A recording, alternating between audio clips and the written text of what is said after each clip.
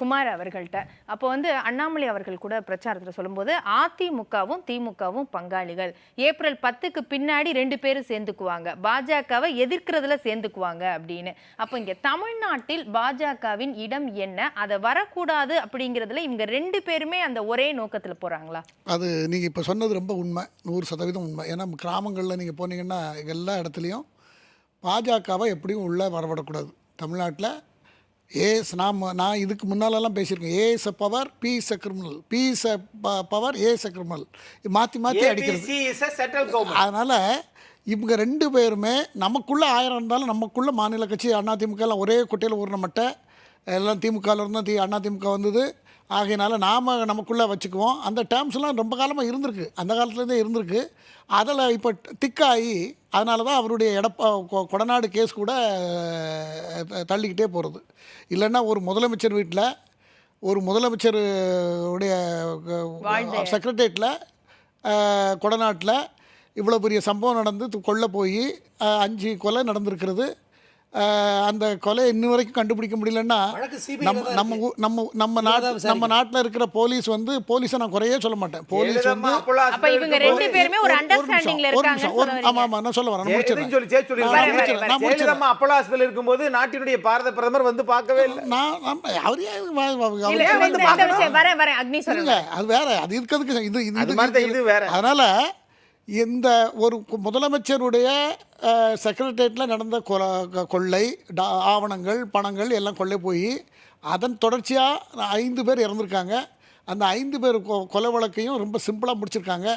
ஏற்கனவே இருந்த நம்ம தமிழ்நாடு போலீஸ் ஒரு 2 மாதத்துக்குள்ளே எஃப்ஐஆர் போட்டு ஒரு ஆக்சிடென்ட் கேஸ் மாதிரி சில இதை முடித்து ஒன்றுமே இல்லாமல் பண்ணிட்டாங்க. கலவரத்தை முடிச்ச மாதிரி அதை திரும்ப இப்போ அதை நான் முதல்வர் என்ன சொன்னார் போன எலெக்ஷனில்? நம்ம முதல்வர் இப்போ ஸ்டாலின் நான் வந்தால் முதல் கையெழுத்து கொடநாடு கொலை வழக்கு தான். எனக்கு எதிர்கட்சியா இருந்தாலும் எதிர்கட்சியா அதுதான் இவ்வளவு நாள் இழுத்துக்கிட்டு போகுதே அப்படிங்கறாங்க. இங்கேயும் திரும்ப இல்ல இதெல்லாம் அதனோட தொடர்ச்சி தான். ஏன்னா யார் ஏமாத்துறா மண்ணு மக்களுக்கு தெரியணும்ல. ஆகையினால இவங்க 2 பேரும் ஒண்ணு சேர்ந்துக்குவாங்கன்னு சொல்ல வரீங்க. முதல் கையெழுத்து கொடநாடு கொலை வழக்கை கண்டுபிடிச்சு அவங்கள தூக்கல ஜெயிலில் போடுவேன்னு சொன்னார். இன்னைய வரைக்கும் அவர் சொன்னதுக்கும் இங்கே நடக்கிறதுக்கும் எந்த சம்மந்தமும் இல்லை.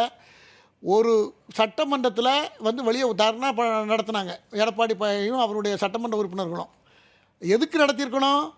முதல்வர் இப்படி சொல்லிட்டாரு, ஆகையினால எங்கள் அம்மா மூச்சுக்கு 300 நேரம் அம்மா புரட்சி தலைவி இதே தெய்வம்னு சொல்லக்கூடிய எடப்பாடியாக இருக்கட்டும், அவருடைய சபார்டினேட்ஸாக இருக்கட்டும், என்ன சொல்லணும்? நான் முதல்வருக்கு நான் மாலை போடுறேன், முதல்வர் கண்டுபிடிச்சிட்டான்னு சொல்லிட்டாரு, எங்கள் அம்மாவுடைய இடத்துல நடந்த கொலையை கண்டுபிடிக்கணுன்னு இருக்காரு, எங்களுக்கெல்லாம் பெரிய மகிழ்ச்சி, கண்டுபிடிக்கணும், அதுக்கு நாங்கள் என்ன ஒத்துழைப்புனாலும் தர்றோம். இப்படி தான் உண்மையாக இருந்தால் சொல்லியிருக்கணும். ஆனால் என்ன சொல்லிட்டாரு? முடிஞ்சு போன வழக்கை திரும்ப எடுக்கிறாரு அப்படின்னு ஆரம்பித்தார். அதுதான் எல்லாத்துக்கும் சந்தேகத்தை ஏற்படுத்திச்சுது. அதுக்கப்புறம் இதெல்லாம் எதுக்கு இதை சொல்ல வரேன்னா, இதெல்லாம் ஆவணங்கள், இதெல்லாம் டாக்குமெண்ட்ஸ். நான் சொல்கிற கருத்துக்கு இதெல்லாம் ஆவணங்கள், இதெல்லாம் ஒரு நாளைக்கு கண்டுபிடிக்கப்படணும்.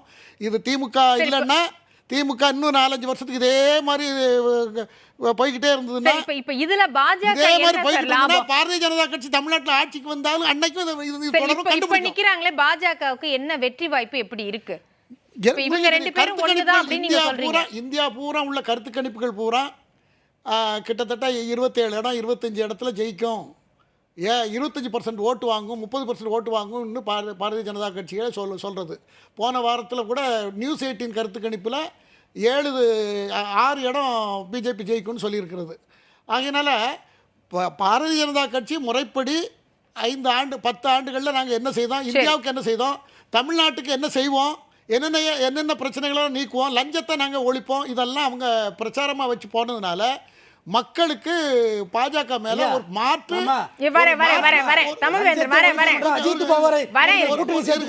லஞ்சத்தை ஒழிப்போனா யார் நம்புவா?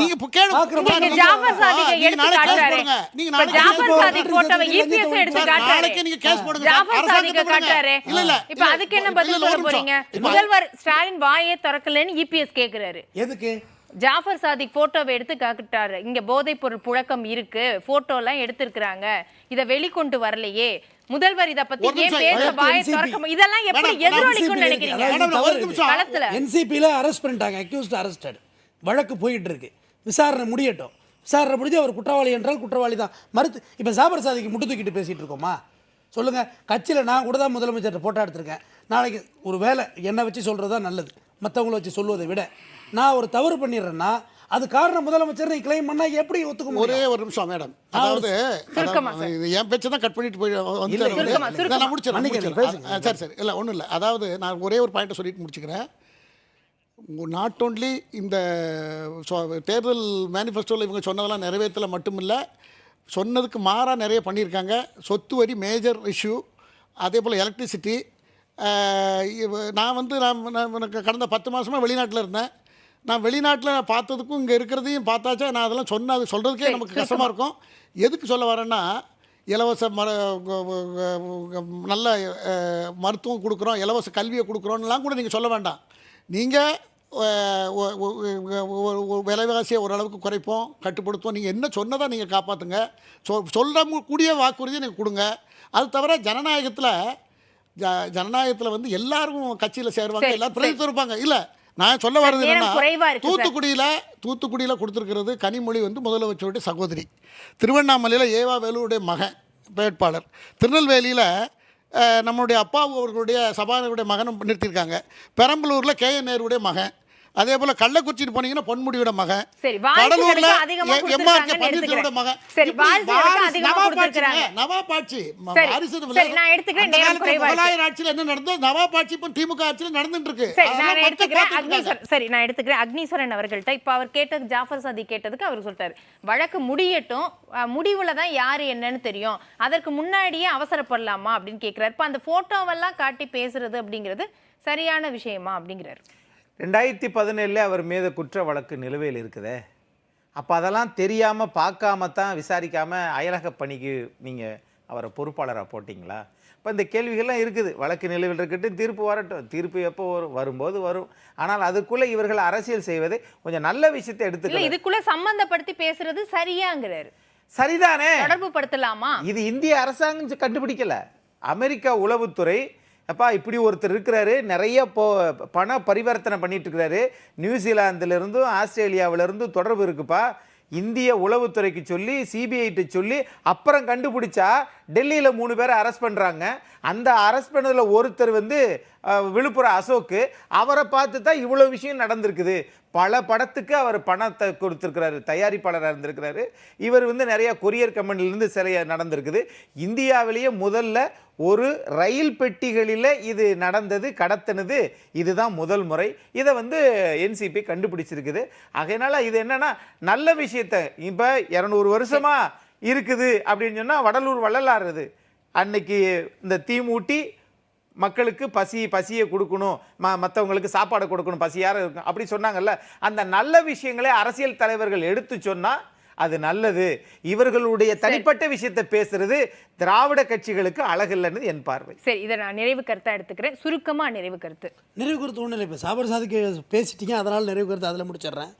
ஃப்ளைட்டு மாநில சர்க்கார் கையில் கிடையாது, போர்ட்டு மாநில சர்க்கார்கிட்ட கிடையாது, ரயில்வே மாநில சர்க்கார் கிடையாது, எல்லாமே மத்திய சர்க்கார்கிட்ட இருக்குது. இவர் போதைப் பொருளை கடத்திட்டார் வச்சுட்டாருன்னா இந்த போர்ட்டோட உதவி இல்லாமையோ விமானத்தோட உதவி இல்லாமையோ ரயிலோட உதவி இல்லாமல் செய்யலை. இல்லை, அப்போ குற்றச்சாட்ட வேண்டியது மத்திய அரசு. இங்கே பொறுப்புல இருந்தாருன்னு குற்றம் சாட்ட வேண்டியது மத்திய அரசு.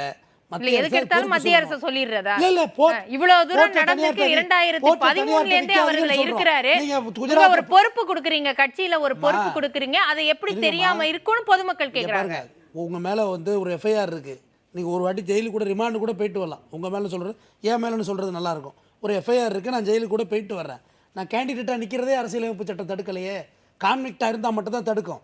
நான் உள்ள விசாரணைக்கு போயிட்டு வந்ததுனால நான் குற்றவாளி கிடையாது, நான் குற்றம் சாட்டப்பட்டவன்.